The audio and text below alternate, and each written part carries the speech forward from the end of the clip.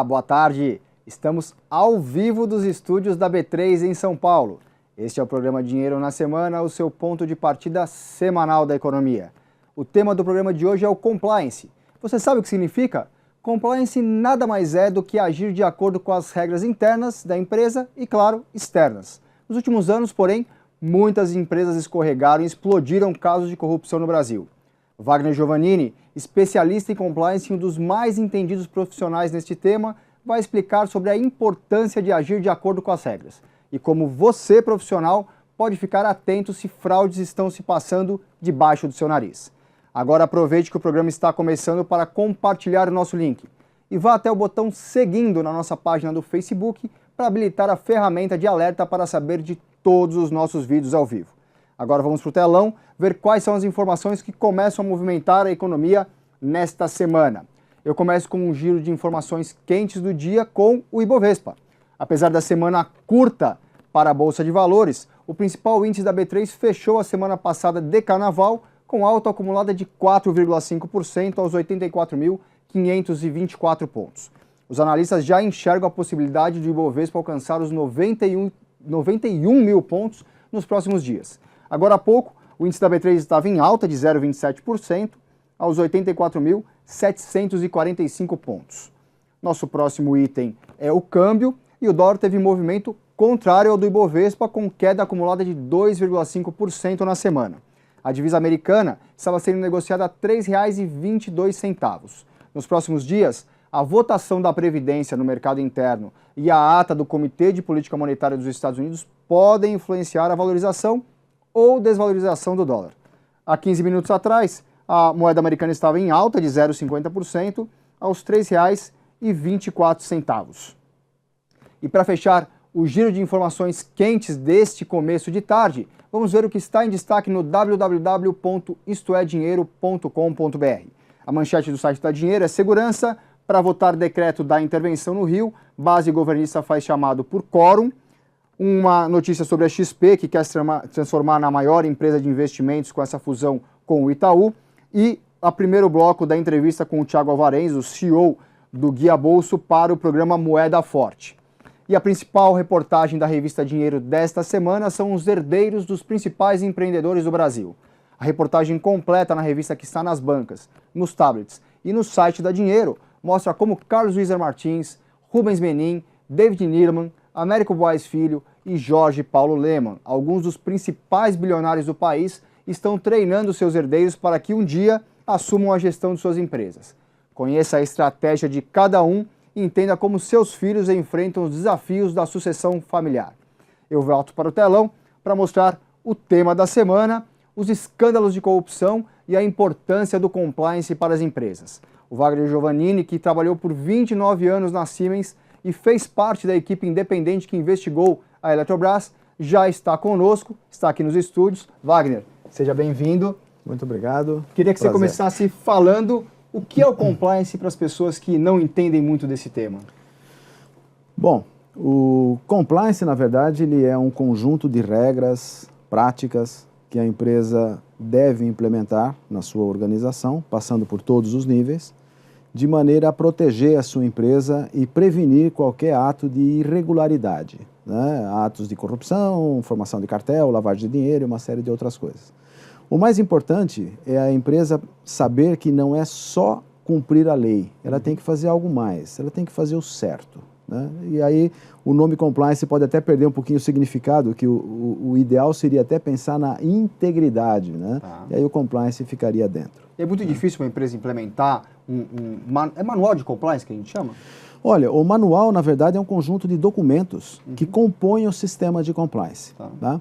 O sistema de compliance, basicamente, é, primeiro, a empresa ter a intenção de fazer a coisa certa, os funcionários saberem para que lado devem ir e a empresa comunicar de forma adequada como isso deve ser feito. Então, o manual de compliance é uma parte documental que vai auxiliar os funcionários a fazerem as coisas certas. E fica caro investir em você criar uma área de compliance? Por que a empresa deve fazer isso? Olha, aqui tem duas perguntas, né? A empresa deve fazer isso no primeiro momento porque os riscos existentes hoje no país e também fora do país, né, de não se cumprir a legislação, de não se fazer o certo, os riscos são muito grandes, porque as leis elas impõem penalidades gigantescas para quem é flagrado em corrupção ou atos ilícitos, né? Então, a primeira coisa é a empresa precisa de uma proteção para evitar que isso aconteça. Mas o principal é que quando a empresa implementa um mecanismo de integridade, ela tem uma série de benefícios colaterais que suplantam muito o investimento necessário para fazer o programa. O grande risco é a empresa não saber fazer e gastar dinheiro onde não deve, né? Fazer um programa muito burocrático ou fazer um programa que atrapalhe a execução dos seus processos, né? Então, usar uma inteligência, usar alguém que os orientem para fazer essa implementação é o melhor caminho para se investir corretamente e ter um bom benefício do programa. E, Wagner, você tem um exemplo de uma implantação bem sucedida do compliance? Olha, existem várias empresas, né? O compliance ele começou mais nas empresas multinacionais, né? Com problemas que aconteceram fora do Brasil e alguns até aqui no Brasil e acabou se importando a necessidade de se fazer aqui, né?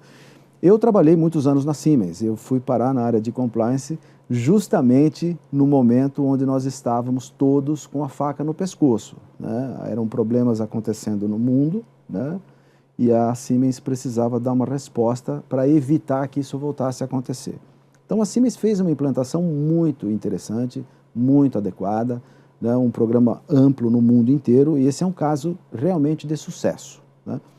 Isso foi em 2006? 2006, quando surgiu a primeira notícia, né, nos jornais alemães, precisamente no dia 15 de novembro de 2006, data inesquecível para todos nós, mas o programa começou a ser montado mesmo em 2007, levou algum tempo para se consolidar e ganhar robustez do programa. O programa ele é complexo, ele não é simples, principalmente para uma empresa tão grande como era a Siemens, mas esse programa, a palavra programa nem é adequada, né? O correto seria um sistema, né? Algo que não é só... O programa tem começo e fim, né? Começo, meio e fim, né? O sistema é aquela coisa que começa e vai girando e ele vai melhorando continuamente, né? E vai fazendo com que a empresa obtenha os seus benefícios cada vez mais aí dessa implantação. Eu posso estar enganado, mas quando a Matriz fez esse sistema de compliance, vocês aqui no Brasil é que descobriram a formação do cartel dos trens, que ficou muito conhecido aí nos últimos anos também. Isso, na verdade, o sistema de compliance, ele tem uma série de atividades, por exemplo, a utilização de canal de denúncia, as investigações internas e uma série de processos que levaram a Siemens descobrir algo que poderia ser um cartel, né?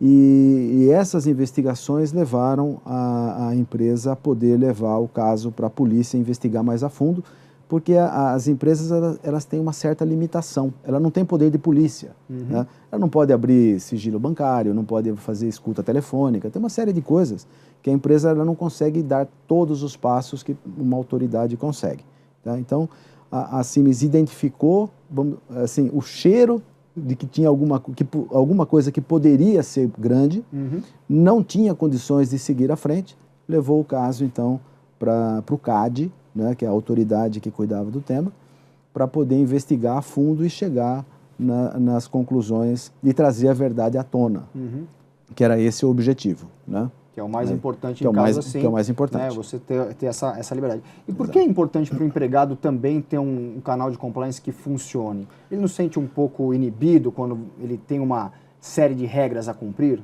Sim. Tudo vai de como é que você comunica para o empregado. Você veja as empresas que estão hoje na Lava Jato, né? Quantas pessoas perderam os seus empregos e não tinham nada a ver com o problema, né? Então, quando uma empresa ela entra num problema dessa natureza, né, a gente pode citar o exemplo de uma Odebrecht, exemplo que estão nos jornais, né? Sim. A empresa perdeu 90, 100 mil empregos desde o momento que o assunto veio à tona, né? Essas 100 mil pessoas, quantas delas estavam envolvidas em problemas? Praticamente nenhuma, ou quase nenhuma, uma grande minoria, né? Então, quando as pessoas percebem que os empregos delas estão sob risco, se ela não contribuir com a empresa para identificar irregularidades, né, ela não foi bem treinada, não foi bem conscientizada. E quando a pessoa percebe isso, ela começa a usar os canais que a empresa disponibiliza para ela. O canal de denúncia, na verdade, é um benefício para a pessoa, além de ser um benefício da empresa. Tá. A pessoa percebe alguma coisa errada, ela põe no canal, a empresa investiga e se tiver alguma coisa realmente for comprovada, a empresa age. Então ela se previne. Né? E para essa pessoa, obviamente, é anônimo. Ela anônimo, não tem nem como não tem risco, não tem problema. Exatamente. O problema é quando a empresa não comunica de forma adequada e a pessoa tem medo, ela acha que vai ser vista como dedo duro, vai ter retaliação, ou acha que a empresa não vai agir de maneira a prevenir de fato, ou não vai ter uma política de consequência adequada, né? Então, quando a pessoa não tem essa visão de que a empresa está fazendo a coisa certa de verdade, que o mecanismo é de fato e não de fachada, né? Que é o mais importante. Que é o mais importante, porque existiam empresas que estão na Lava Jato que possuíam programas anteriores, né? E aí você fala assim, pô, mas o que aconteceu? O programa não funcionou? O programa não funcionou. É isso aí. Né? O programa não pegou. Essa adequação precisa ser feita. Wagner, eu vou fazer uma pausa na nossa conversa para conversar com o Luiz Arthur Nogueira, que já está aqui, nosso comentarista de economia. Tudo bem, Márcio? Tudo bem, Luiz, Tudo e você? Bom. Tudo jóia. O telefone tocou para você agora há pouco, era do Rio de Janeiro ou não? É do Rio, é do Rio. É do Rio? Tá pegando fogo lá, Tá pegando fogo? Eu trouxe, inclusive, esse tema aqui, Márcio, dado que só se fala nisso, né, atualmente, a questão da violência no Rio, a minha ideia é fazer um panorama econômico, o impacto da violência na economia, que obviamente é um impacto negativo. Tem sempre um impacto na economia, né? Vamos certeza. ver qual é. Vamos lá então, Márcio. Olha, olhando aqui o telão, coloquei exatamente como primeira pergunta qual é o impacto econômico da violência no Rio de Janeiro. Obviamente é um impacto negativo, né? Rio de Janeiro tinha tudo para estar bombando em termos econômicos. Foi uma das sedes da Copa do Mundo e foi a sede dos Jogos Olímpicos, portanto recebeu bilhões em investimentos. No entanto, a economia carioca vai de mal a pior, né? Inclusive em comparação com a média do Brasil, vai muito mal, né? Quais setores estão perdendo hoje com a violência? Olha, praticamente todos. O turismo, acho que é o mais óbvio. Imagine você, um estrangeiro, um turista, que planejava uma viagem ao Rio de Janeiro. Você olha o noticiário, você manteria essa viagem? Provavelmente a resposta é não, né?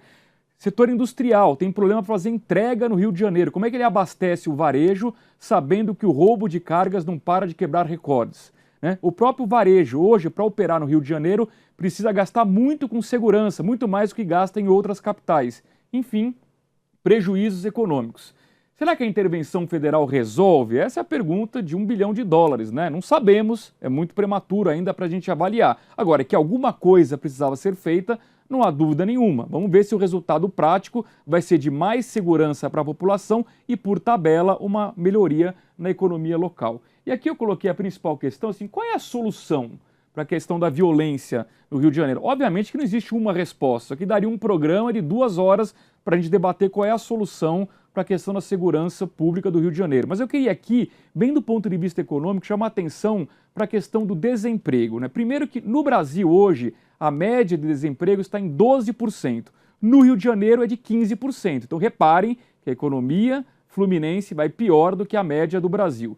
Além disso, o desemprego entre os jovens de 15 a 25 anos está em 30%.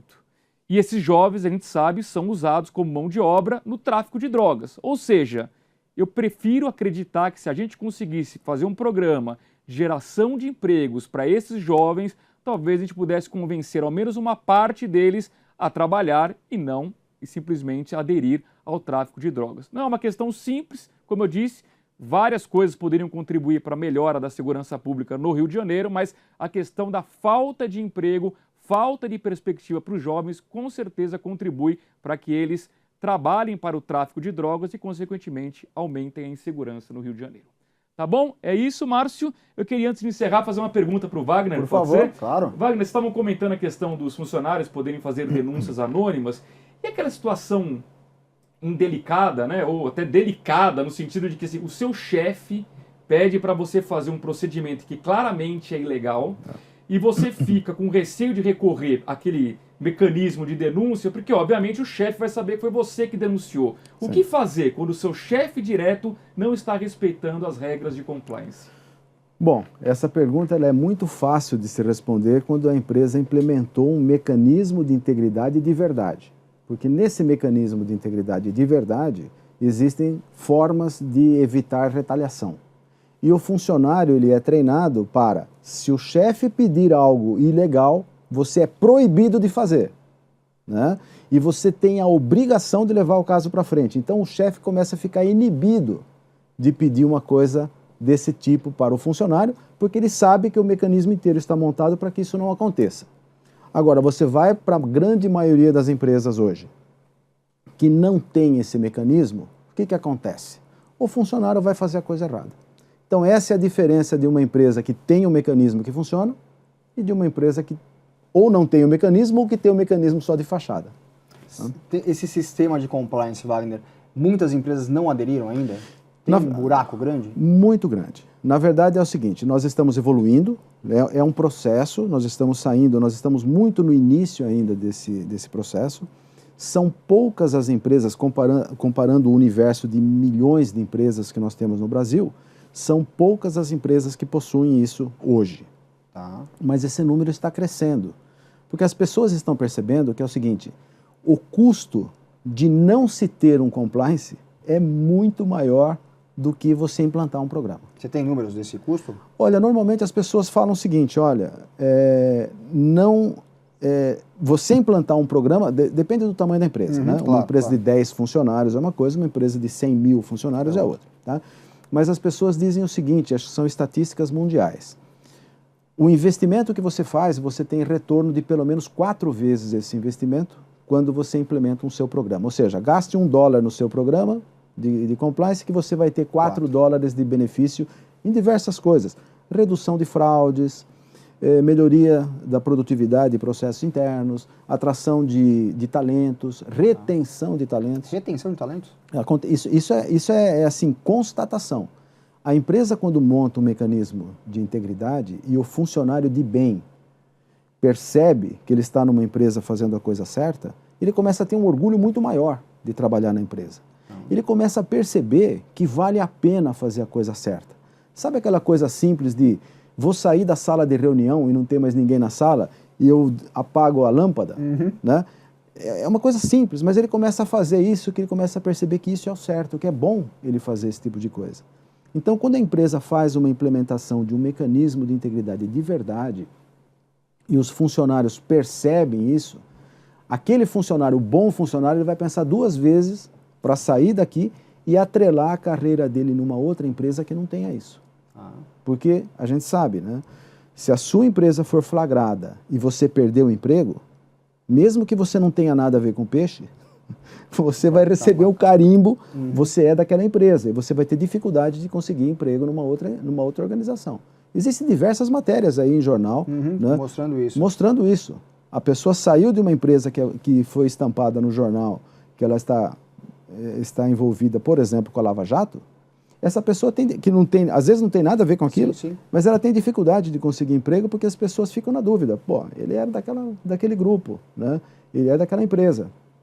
E isso afeta muito a carreira da pessoa. Então, aquele funcionário que percebe isso, recebeu a sensibilização, está vendo o esforço da empresa em fazer a coisa certa, a empresa está tomando as ações para tirar aquelas pessoas que não estão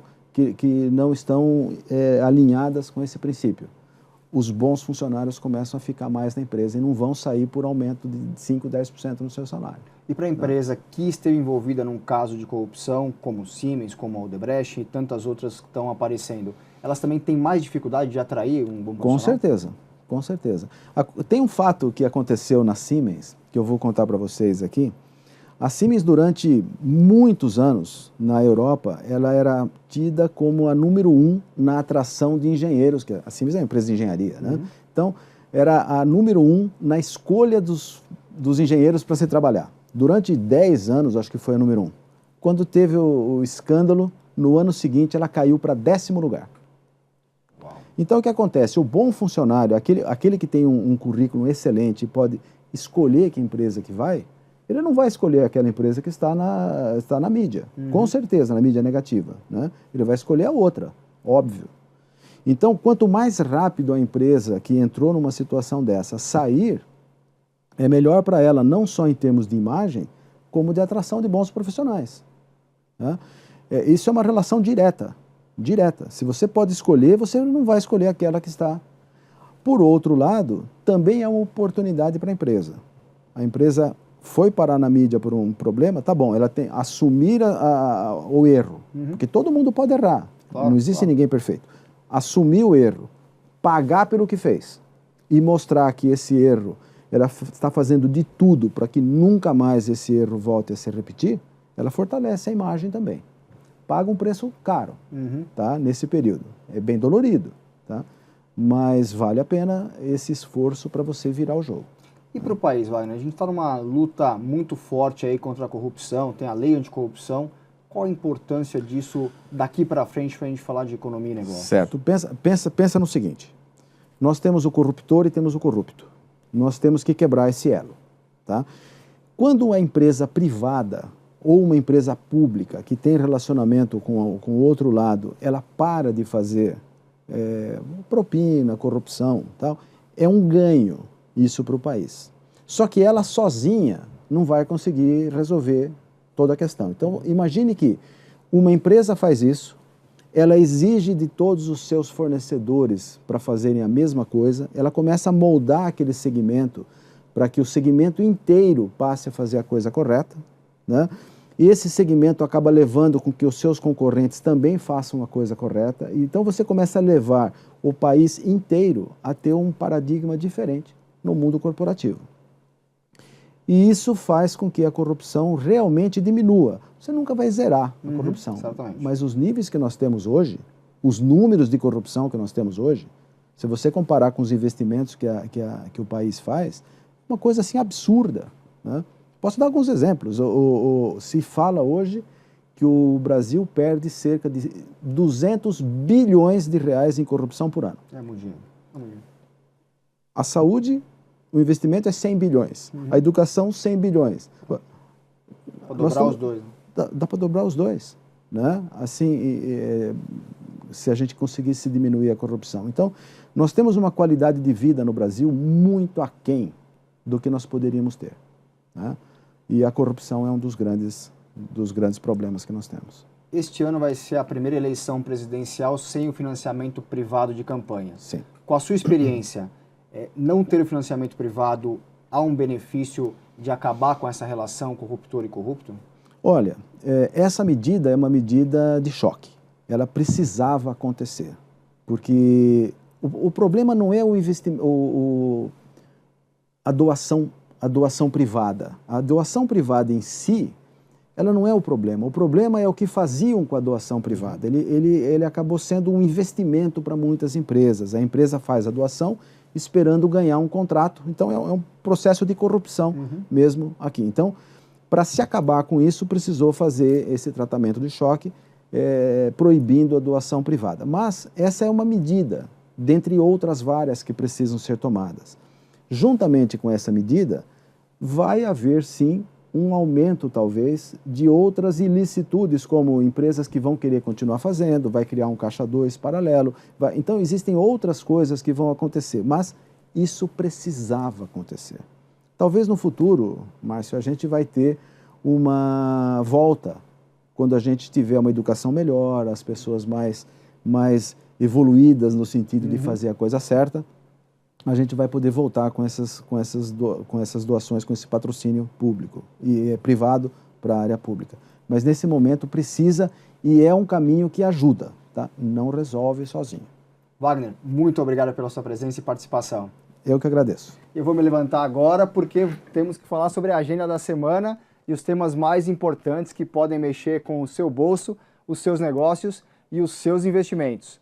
Hoje o Banco Central divulga o IBC-BR, o índice considerado a prévia do PIB do mês de dezembro. A expectativa de mercado é de um avanço entre 0,9% e 1,5% no mês. Com isso, o crescimento anualizado deve ficar em torno de 2%. Na terça-feira, o CAGED divulga a criação de empregos formais no Brasil em janeiro, provavelmente. E por que eu digo provavelmente? Porque a data não está fechada e pode acontecer em outro dia. É provável que, embora o ritmo lento de crescimento continue, o número de trabalhadores admitidos continue aumentando. Já na quarta-feira, todos de olho na divulgação da ata do Federal Reserve, o Banco Central dos Estados Unidos. Isso é importante para saber se o Comitê de Política Monetária americana decidiu pela normalização da economia, ou seja, sem ajustes inesperados. Você deve se lembrar que a forte criação de empregos por lá e a alta do PIB provocaram preocupação sobre a inflação, o que mexeu com as bolsas de valores em todo o mundo. O tom dessa ata vai determinar o humor dos negócios nos próximos dias. Eu passo para a próxima tela e o destaque da quinta-feira é o PIB do Reino Unido. O país que enfrenta os desafios do Brexit deve apresentar uma expansão da economia de 0,5% no quarto trimestre e de 1,5% na comparação anualizada. A força da economia do Reino Unido interessa bastante neste momento de saída da União Europeia, principalmente para países exportadores como o nosso.